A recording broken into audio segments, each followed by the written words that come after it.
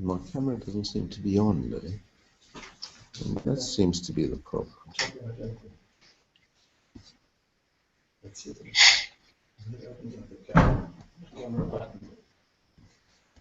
Well, hello, hello, hello, and welcome to the 8th and final of in our series of webinars for this IPOL.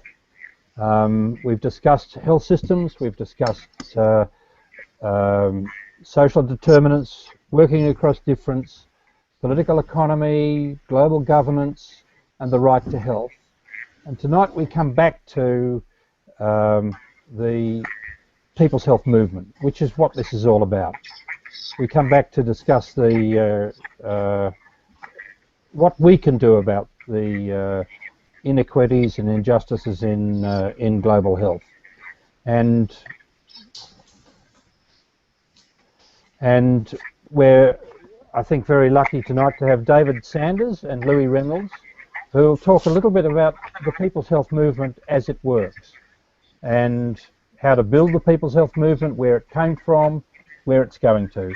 David, thank you so much. Thanks a lot, David. So anyone who's watching at the moment will only see my slides, and luckily they won't see me because we can't get my web camera to work. So Louis and I are both quite old and decrepit by now, so just as well you don't see us. So I'm going to go through my slides very quickly.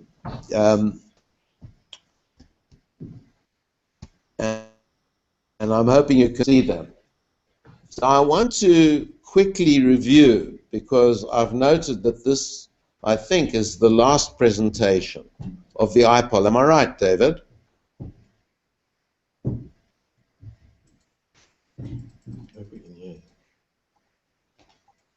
David, can you hear me? Yes, I can hear you very well. I had muted myself so that I wasn't causing echoing. But yes, you're coming across fine, David. Keep going. And is this the last presentation of the IPOLs? Yes, it is.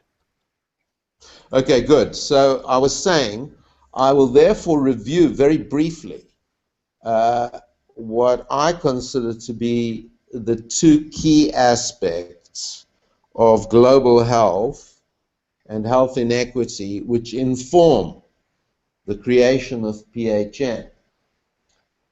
Because some people may have only heard some of the IPOLs, other IPOLs, so I'm going to take the liberty of reviewing very quickly in about 10 minutes why PHM came into being. Then I'll focus down on PHM with some slides, and then hopefully there'll be some questions which will come through you, I think, David. So, I think we know there are huge disparities in global health. Inside the circle, you see two regions, the former Soviet Union and Sub-Saharan Africa, where there's been little improvement in health in the past 30 years, although this only goes up to 2005.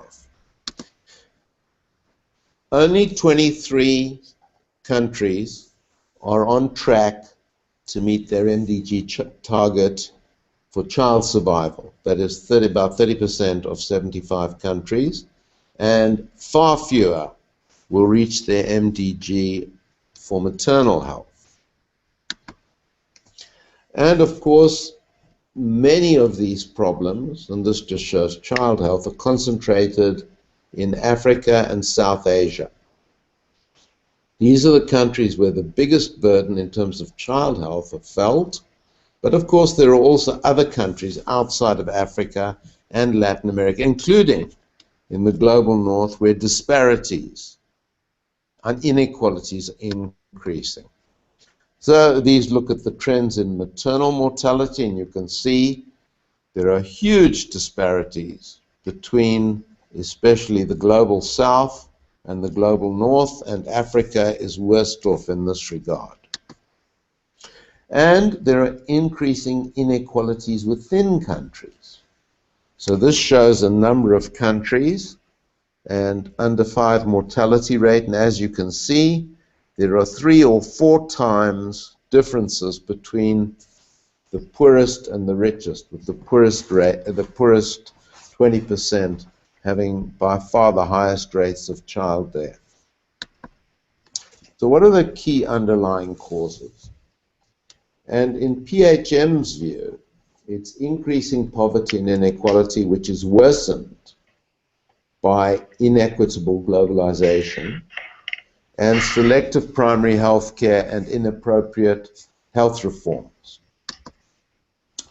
So this is the situation in regard to global wealth.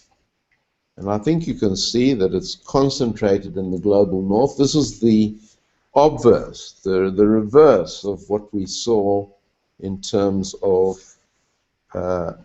global health issues, in particular child health, but also maternal. So we talk in PHM about neoliberal globalization. And essentially, neoliberal globalization is a belief that freeing up of markets, trade, and individualizing property rights and minimizing government interference is the best recipe for progress and for wealth creation. And indeed, it does create unprecedented levels of global wealth, which I'll mention in a minute. But you will have heard in previous sessions that neoliberal globalization influences health in many ways, through economic, social, and environmental factors or determinants, such as employment levels, food, living environments, climate change, and so on, and health system factors. And I talked much earlier about some of these. As well also by population movements and through much enhanced communications, which also transmits ideologies globally. I think these have all been gone into. So if we look at just one thing, the issue of nutrition, it poses very starkly, it illustrates very starkly how globalization is impacting. So we find that globally, there are many, many millions of people affected by both underweight and increasingly many, many millions, hundreds of millions, affected by overweight, obesity, and so on. And there's some countries, such as a country like South Africa, where I live, or Brazil, or Mexico, or India, where there's increasingly a double burden of nutrition, both under and over, illustrated in this slide. So we find that 1 in 4 of the world's children are undergrown or stunted, and it's responsible for about 1/3 of all child deaths every year. And an increasing number of people are overweight and obese. And this is all influenced very significantly by neoliberal globalization in the form of liberalization of agricultural trade. And here are some of the agreements administered by the World Trade Organization, which you will have heard about, I think, in earlier sessions. So there's a massive increase in world agricultural trade. Even in rich countries, the average food import bill has increased dramatically. It's more than doubled in a short period. And in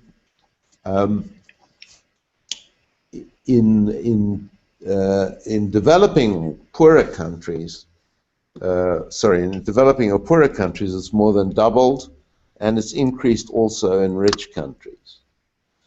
So more and more countries are food insecure because they're actually importing more and more of their food needs. So now there are about 90 countries which are increasingly importing their food. And this food importation is mostly of processed foods, and foreign direct investment in the food industry is also increasing access to fast food. So this cartoon kind of summarizes the issue. And this is all driven by an increasingly concentrated global food industry. The big ones are depicted on this slide: Nestle, Unilever, Cargill, Kraft, and so on. And so there's this increasing concentration of control of the food chain, and with liberalized trade and foreign investment, this is impacting hugely on countries and on, in this case, the food environment and obesity. And of course, Nestle countries are very clear about this. They are targeting big markets in middle-income countries, in India, South Africa, Brazil, Mexico, and so on, because in richer countries, the public is becoming a bit more conscious about the hazards of this. So the global food system is causing a public health disaster, said the UN Special Rapporteur on the Right to Food. And even in the Commission on Social Determinants of Health, which is a WHO commission, they note that transnational corporations have flourished and that the combination of trade agreements and the increasing power of these transnationals is harming health. So the economic and political aspects are fundamental. And PHM sees this very clearly and believes that we need to campaign on these things. I'm going to skip the next few slides, except this one. We are told that there's increasing wealth in the world, and this will solve all of our problems. Well, there is increasing wealth. But a lot of this wealth, for example, $44 trillion in 2010, was untaxed. It's in tax havens. And there are an increasingly small number of billionaires.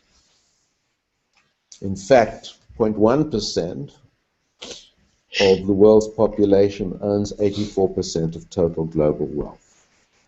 So these are the economic and political factors, and in fact, the agricultural subsidy to a Japanese cow is about 5 times the income of an African citizen. There's also, of course, problems of what we call governance. Unaccountable governments who are also looting their populations. So Sir Michael Marmot said, and I think Fran Baum showed this, that the toxic combination of bad policies, economics, and politics is significantly responsible for the fact that many people don't enjoy the good health that is biologically possible. And he says social injustice is killing people on a grand scale. And this is what PHM is mobilizing to combat. So I gave a presentation on health policy trends and the impact on the health system. And I'm not going to go through these slides because we started a bit late, but I just want to end up with showing, of course, in PHM we believe in primary health care and the fact that it addresses social determinants as well as health services. We believe in comprehensive primary health care, and we are against selective primary health care and the fragmentation of the health field by the new funding architecture. Now, I'm going to skip these, but point out that even basic healthcare services and interventions are not reaching everybody. So this shows coverage of DTP3, which is basic immunization, of oral rehydration therapy, of vitamin A coverage, and of pneumonia care-seeking behavior. And you can see that a significant percentage of the world's population are not receiving these interventions. And if we disaggregate by rich and poor again, we see there are huge inequalities. So, for example, the poorest 20% of children in the circle, you can see, only 39.8% of them are fully immunized. And only a minority are getting other intervention. So, because of all of this, because a number of us have been involved for many years, some of us for decades, we became very concerned that WHO, which has the mandate to protect and improve everyone's health, was not really up to the task. And actually, it was at a World Health Assembly, which is the annual gathering of ministers of health and their senior policymakers. It was at a World Health Assembly in 1998 that some of us got together and said, this is not, these governments are, for the most part, not meeting their people's expectations. We need to organize an alternative. So that was where the idea of a People's Health Assembly was first mooted. Actually, it had come from one of our dear colleagues, Dr. Bala from Malaysia, who unfortunately died a few years ago. And he had suggested this some years earlier. So we started to prepare for what we were going to call a People's Health Assembly. And on this slide, you can see the 8 organizations that started to prepare for this People's Health Assembly. Some of them were quite big and had global reach, like, for example, Health Action International, and some were small groups, like the International People's Health Council. So we organized an assembly in Bangladesh in the year 2000. It was organized in December 2000 at Shasta Kendra, which means People's Health Organization in Bangladesh. And we were really surprised by the number of people who came.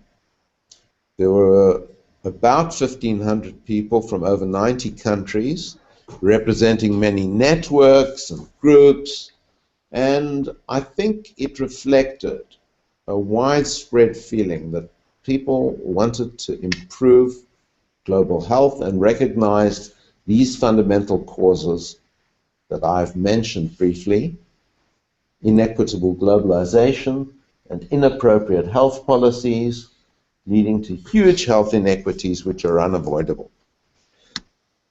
So at this assembly, we had 5 days of vigorous debate. And at the assembly, the People's Charter for Health was endorsed. You can find this charter on our website. These are the principles of the charter, talking about health as a human right, comprehensive primary health care, the responsibilities of governments. We actually use the term universal access to quality health care, the participation of people and organizations being absolutely fundamental, and most of all, health is primarily determined by political, economic, social, and physical environment. And in this charter, we called for action to combat the global health crisis. Action at individual, community, national, regional, and global levels, and in all sectors. And we presented a number of demands. We talked about the recognition of and the building into legislation of health as a human right. And some countries have this, like South Africa, where I live. Although, of course, the human right to health is abrogated every day in South Africa, even though it is in our constitution. We talked about tackling the broader determinants. And here we talked about the World Trade Organization, which needs to be reformed, the cancellation of third world debt, and about social and political challenges. And indeed, we produced a number of documents which you can find through the PHM website on these issues, written in quite simple but not simplistic terms. We talked about the environmental challenges. And of course, we have one very big one, and that's global climate change. And we talked about war, violence, conflict, and natural disasters, and the need to achieve peace and disarmament if we are to improve global health. And finally, we talked about the people-centered health sector, where we talked about the importance of universal, comprehensive primary health care, irrespective of people's ability to pay. And of course, this is what universal health coverage is about, and we support universal health coverage, but that's not enough. We oppose privatization of health care. We demand that governments properly finance primary health care. And we demand that the World Health Organization becomes more accountable to citizens of the world and is not bullied all the time by the big governments who threaten it with withdrawal of their financing. And we also demand that people's organizations be properly represented instead of just token representation. So this charter has become a tool for advocacy, a tool of the PHM, and it's translated into many languages. So I'm going to skip these because these elaborate more on the Charter for Health. And at the end of our first assembly, after this document, the People's Charter for Health, had been debated, modified somewhat, but then generally endorsed by acclaim, we decided that having an assembly was not sufficient. We really need a movement which will be punctuated by assemblies, but where we try to build a very large civil society network for health, not just focused on health care, but focused also on the social determinants of health, which links with other social movements which are organized around determinants, and which starts to challenge the structures that prevent health equity, that prevent people all over the world achieving similar levels of health, because that is possible. And even in the poorest countries, there are people who do achieve very good levels of health. So we decided to form this movement. So PHM is a network. It's not a formal organization. It's not registered anywhere as a formal organization, although in some countries, like in South Africa, it is actually registered as an NGO so that we can accept funds. As you may or may not know, because PHM is not registered globally as an organization, it currently accepts funds through a registered Belgian organization, which is an affiliate of People's Health Movement. So we have country circles. The term circles tries to denote the fact that we are inclusive. We try to include affiliated organizations and networks. We are affiliated globally to certain networks. For example, Health Action International, Third World Network, Médecins du Monde, and many others are affiliated to PHM, but they retain their own identity. We have regional coordinators in all regions of the world, and we have global structures, which have developed over time. So when we first started, in the early 2000s, we had one person in Bangladesh who constituted our secretariat, and he was hosted by Gunashasta Kendra, which is where we held the first assembly. We have expanded. We now have a secretariat which exists in South Africa, India, and Cairo. It's decentralized. So although it's coordinated by a global coordinator, Bridget Lloyd, who's based in South Africa, and she works with Annaline, whom you may have come across, who also is based in South Africa. We have a few people in India. For example, Amit Sen Gupta and Susanna Baria. And then we have people in Egypt.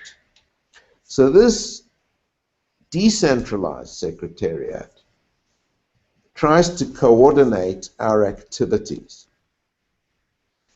And it reports to a steering council, which has been restructured recently, but which contains representatives from regions, as well as people who lead our particular core activities, which I'll refer to in a minute.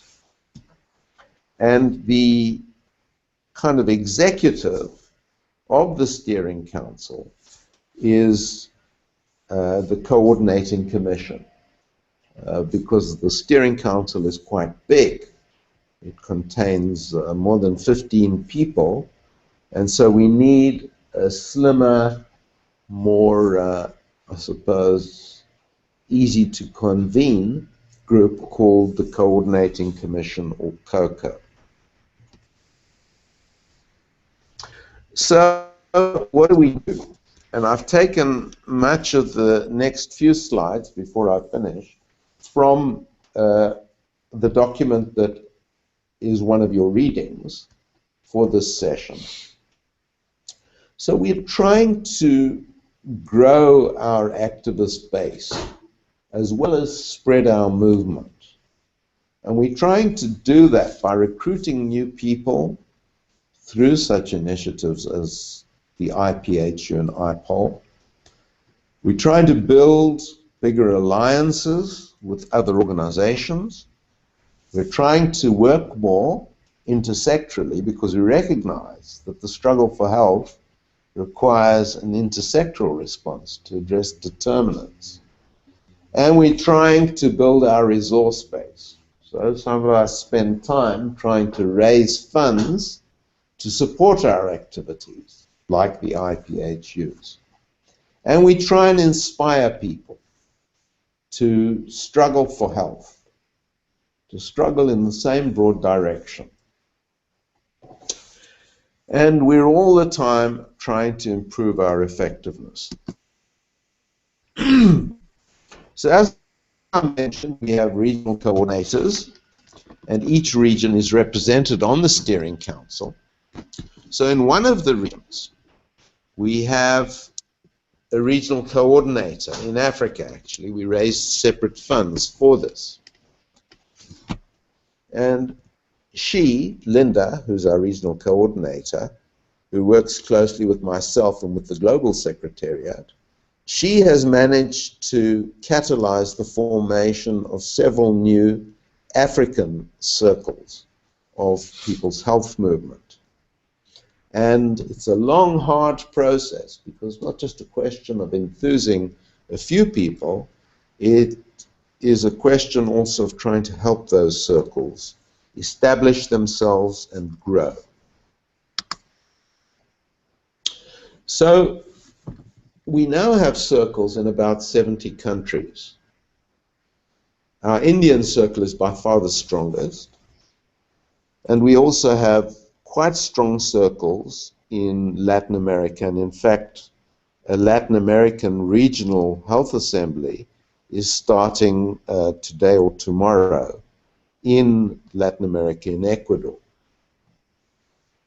We have growing circles in a number of South American countries, in Africa, as I mentioned earlier, in Australia, and particularly now, we're very happy, in Southern Europe. And then we have embryonic circles in the Middle East and Central Asia. So, what do we do? Well, on this slide, I have summarized some of our key activities. So we have a Right to Health campaign, and I think that the last IPOL, or perhaps it was the one before that, focused on the right to health, where Claudia Shuftan and Abhay Shukla talked about the right to health and about the Indian Right to Health campaign. So I'm not really going to cover that anymore. We have a cadre building initiative called the International People's Health University, and of course this online International People's Health University that you're participating in. So we've had over 20 courses.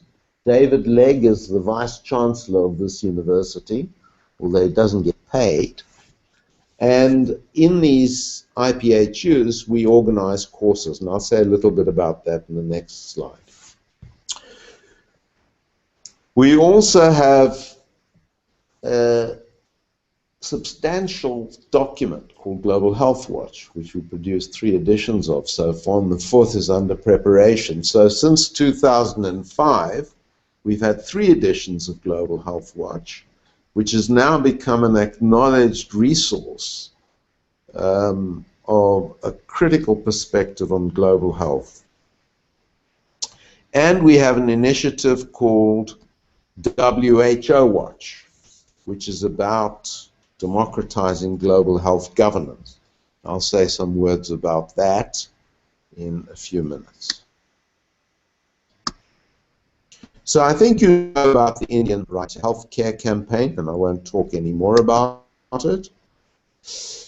We had another assembly in the year 2005, 5 years after the first one, which was held in Cuenca in Ecuador, and you can see some of our comrades near the front. And as I mentioned, this International People's Health University. So this is trying to build capacity and recruit new activists into the fold of PHM. So we now have, I think, nearly 1,000 alumni who've attended these IPHUs. There's a roving faculty. I and Louis Reynolds, who's sitting next to me here, have participated in some of the African IPHUs. David Legg and Henny have been at all IPHUs, or nearly all. And then we draw on others, some of whom have conducted sessions, like Claudio, like Abhay Shukla, like Fran Baum, at the different IPHUs, depending on whether they're available and whether we have the funds. So in these IPHUs, we cover issues like globalization, social determinants of health, comprehensive primary health care, trade and health, activism, working across difference, and other such topics. This is a list of where most of them have been held. There have been a few held since then, but you can see there's really a global spread of these IPHUs. Here's a picture of an IPHU in Porto Alegre in Brazil, and of an IPHU in Kenya. And because you can't see me now, I'm standing up third from the left, and Louis Reynolds, who's sitting next to me, is on the extreme left of this. He's looking at his camera, I think. And you can see most of the participants who look very happy because I think they greatly enjoyed this IPHU. Then there's the Democratizing Global Health Governance Initiative, which takes the form at the moment of WHO Watch. The WHO Watch, which David Legg can answer questions on better than I can, has been operating since 2010, and it involves really watching and participating in, from a critical perspective, the debate at WHO, which takes place at the World Health Assembly once a year, and also at the executive board of WHO. So what happens is a few committed activists, and I think we've had about 15 so far participating, there may be more, actually interrogate the resolutions that are going to be debated at these various WHO meetings. They interrogate them, and then they draw on our global resource, people who are sitting in different countries who may have expertise in certain areas, to comment on these resolutions. And actually, at the last World Health Assembly, there was an excellent document produced by our watchers, which had a critical appraisal and summary of every single resolution, and it was distributed to WHO delegates.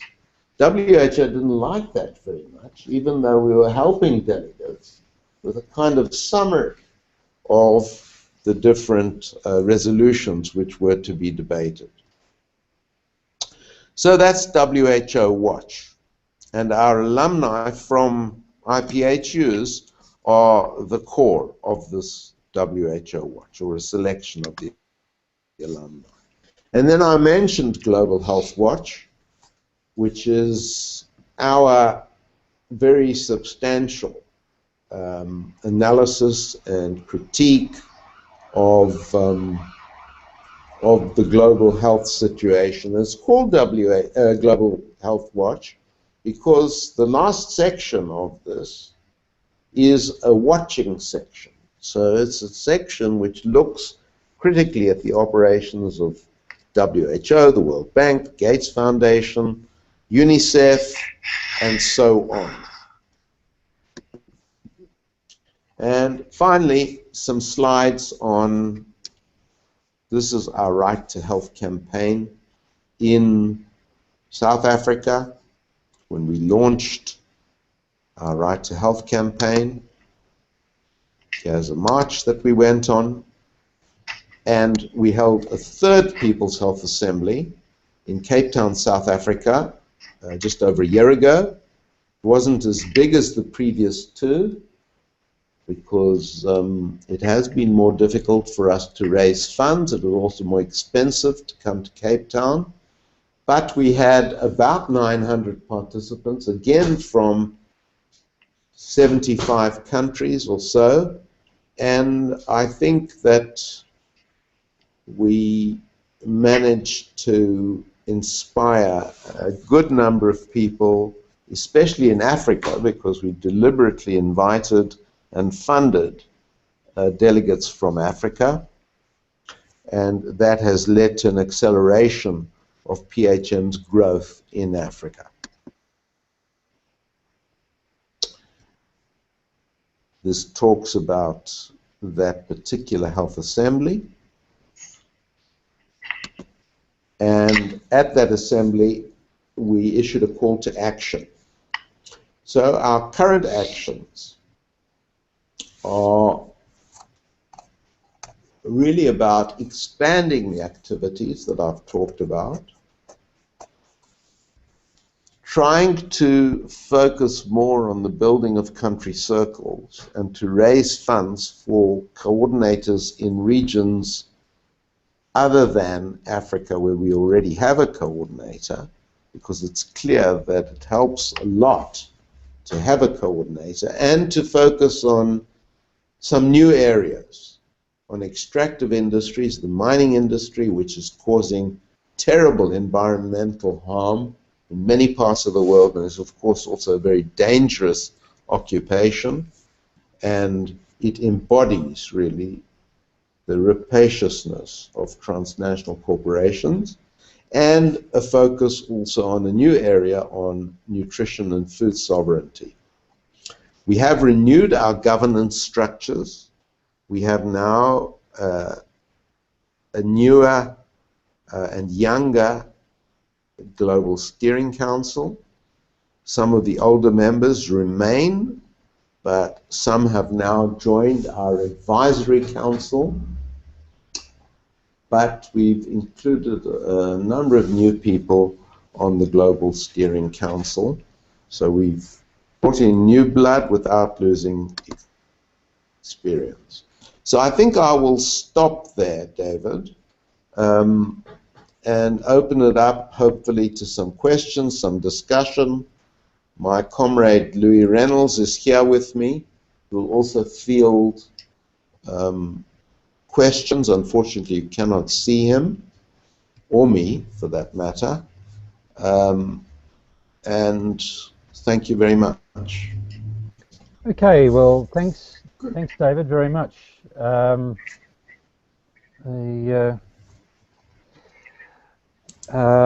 Google Plus is playing up a bit tonight, and we're having a little trouble with getting back to see David and Louis in the flesh, so to speak. But nonetheless, David, we've got a few questions coming up to you. One is from Egmont, who's responded to some of the comments you were making about food production. And his comment is, I wonder if a solution to the food problem would be a return to local and regional level production and distribution. But of course this would imply very different political and economic structures globally. I wonder if you might like to elaborate on some of the implications of that. Well, you know, unfortunately, I don't think that we can turn back the clock and go back to sort of local, small-scale agriculture, although it is possible to renew some of that. In some countries it is happening, but it does require governments to enact policies which limit, which regulate very significantly the impact of agricultural and food trade, which I talked about. And unfortunately, and David, you can talk about this more than me, the World Trade Organization and agreements under the World Trade Organization to which countries have signed up actually limit countries very significantly in their ability to do this, to regulate. So countries need to find ways of using spaces to somehow regulate better the intrusion of essentially dumped agricultural products from rich countries where farmers are subsidized, and the intrusion, the accelerating intrusion of processed foods coming from transnationals or their subsidiaries. And I showed some examples of that. So I I'm very sympathetic to what Egmont is suggesting, but it's terribly hard for countries unless, as you said, David, the fundamental global structures of power and economics are challenged. Well, I wouldn't want to be too negative about it, but the advent of so-called investor-state dispute settlement provisions in modern trade agreements are actually making it harder and harder to regulate the big corporations, but far from making it easier. So, as you say, that there's significant barriers between that kind of restructuring of the global food system. Yeah. Louis, would you like to comment a little bit about how you see the development of country circles? What advice would you give to PHM activists about how they might approach the building of a country circle? I mean, I can only really speak for what's been happening in South Africa recently.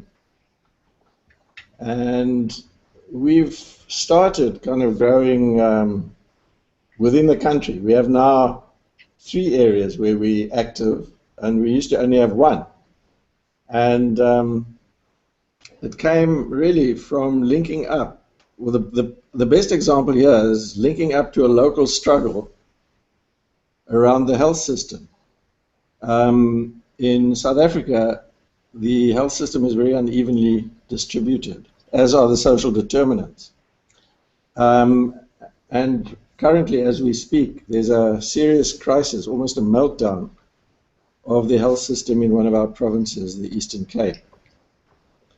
And a coalition of sort of activist organizations has come together as the Eastern Cape Health Crisis Coalition. And they've produced a report that was focused on a case study of a child who died in a hospital for lack of oxygen. And they've embarrassed the health department at national, provincial, and local levels. But through that activity, PHM has grown and sort of linked up with local organizations in the Eastern Cape. So, I mean, the other area of expansion has been Sub-Saharan Africa, and I think the IPHU had a lot to do with that. Plus, the follow-up that Linda, our regional outreach coordinator, has done. I think you need a combination of local activity and kind of pushing from a central spot to be able to build circles in a country. I don't know, David, you might want to add. Well, I think just, I agree completely with Louis, and I think the example of South Africa has been, in a way, paralleled in many other countries where activists associated with PHM or past alumni of PHM have taken up a current burning issue, like in South Africa, as Louis said, collapse of some areas of the health service, and have used that kind of focus as a way to get into a deeper debate about the determinants of ill health and of why it is that countries cannot provide good health care. So it's using kind of a focus. I think that's absolutely key in constructing a country circle, trying to find a focus that excites the citizens and also other like-minded individuals and organizations to organize around, and then to use that as a springboard for a deeper and broader analysis. Yes, I think this is a really important principle, that the hot topics in different countries are different, and PHM's special contribution is twofold. One is that at the local level there will be activists who are working on the priorities which operate in that country. But PHM can do two things. One is to generate more international solidarity around local struggles, which is sometimes helpful. But the other is to bring to bear this analysis about the way in which globalization is shaping many of the issues that people are facing in their own countries around health systems and around social determinants. That there are common factors which are a little bit upstream, in a sense, behind the different priorities which are being faced. And what our vision is coming together to confront those political and economic issues, I guess. Can I say something? It's Louis here. I think one of the real challenges is building the kind of links that you've just made between local issues and these global issues. How do people, for example, in a sort of gangster-ridden area with massive sort of drug problems, how do they link that? Many of them illiterate, many of them extremely poor. How do they link that? How do we get people to understand the links between those local things and the global issues? I think that's a big challenge, making those links so that people understand really what's going on. One of the first links is going to be unemployment and why the economic system globally is structured in such a way as to exclude an increasing number of people from meaningful employment. And that will clearly feed into the sort of problems that you're describing. Yeah, I agree. We have another question, again from Egmont. He says, PHM is unique as an international network, criticising capitalism in its neoliberal form. How much of this critique is based on a Marxist analysis of capitalism? I understood that PHM is not actively involved in partisan politics. What is PHM's vision on partisan politics? David, you might like to pick that one up. Yeah, well, that is a very probing question. So, Egmont, I think since we're a fairly broad movement, and indeed trying to link with other movements that have some relevance to health, and of course there are many of those. We're also fairly broad in terms of our different political perspectives. So there are Marxists inside PHM, but I'd say that we extend from people who have you might even say, a revolutionary Marxist perspective, all the way through to people who would consider themselves left social democrats. Now, obviously, social democrats believe that the capitalist world system can be reformed so as to meet everyone's needs, including their health needs. There are others within PHM that don't believe that that is possible, that actually the capitalist system needs to be overthrown, I suppose you could say. But we are very conscious of the difficulties of building a large and powerful social movement around any one of these particular perspectives. And so we try and retain this broad movement and stimulate, encourage debate between, you might say, different positions on the spectrum that I've described. And we hope that through this debate, and most particularly through experience in action, we'll evolve to become a movement that is more homogeneous and also stronger. I don't know if that answers your question, but it's a very difficult question.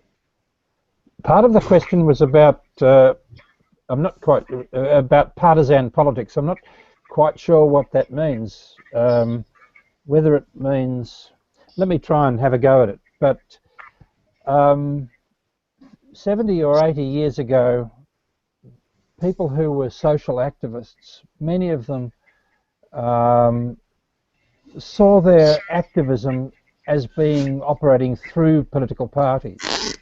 But over many years, there's been a lot of loss of confidence in the political parties, and so there's a growing interest in the idea of the social movement. And PHM is a social movement, and the environment movement, the women's movement, and so forth. They're social movements, and in a sense they're non-party political, although different strands will be present in them. But of course the problem with social movements which focus on particular issues or sectors is that there are, they fragment concern about the commonalities. In this particular case, we've been talking about neoliberalism and political, globalization. So maybe we've gone too far, and maybe there is a need to return to some kind of mixture of party political activities, social movement activities, other forms of activities not yet invented. I'm not sure. Can I also try something? I think, David, what you said is very, very wise. And what about at the local level? At local levels, certainly in here and in many other countries, there's nothing more divisive than party politics. And if you want to unite people around an issue, which is the right to health, then my view is that locally, you have to try and steer clear of sort of political parties and link up with the social movements and try and find the commonalities between them.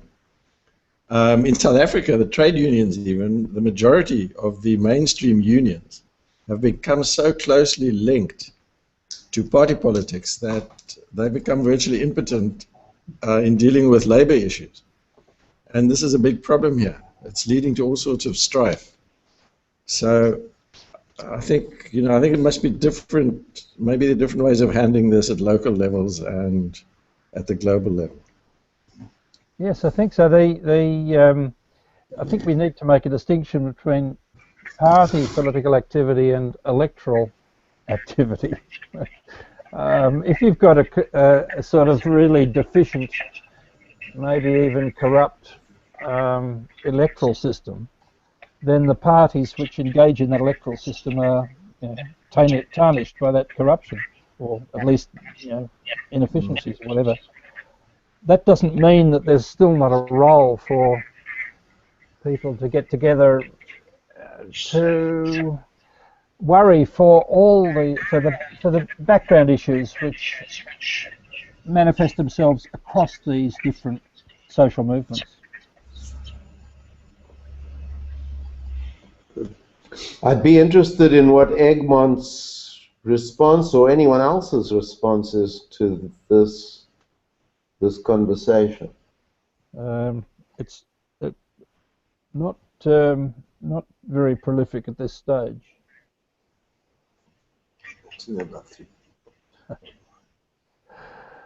I think maybe we've online. Pardon? Do you have a sense of how many people are tuned in? Well, we often don't have a huge number tuning in while the broadcast is on, but a lot of people will watch it later on and sacrifice the opportunity of engaging. It being an hour or so that we've been going, maybe, unless there's, I suspect Egmont may have another comment coming up. Oh no, he's just saying thank you. Okay, thanks Egmont. So I think it might be time to draw it to a close. Let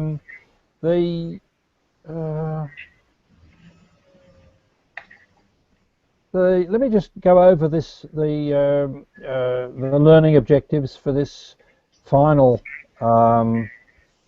topic in the IPOL, which I've listed on this slide, to understand what it means to be an activist, to be familiar with the People's Charter, not just the commitments but also the logic and the assumptions which go into it, to be familiar with civil society movements in different countries, in your country, to be critical about how well PHM is working, to criticise and make suggestions about building PHM in the countries and in the regions.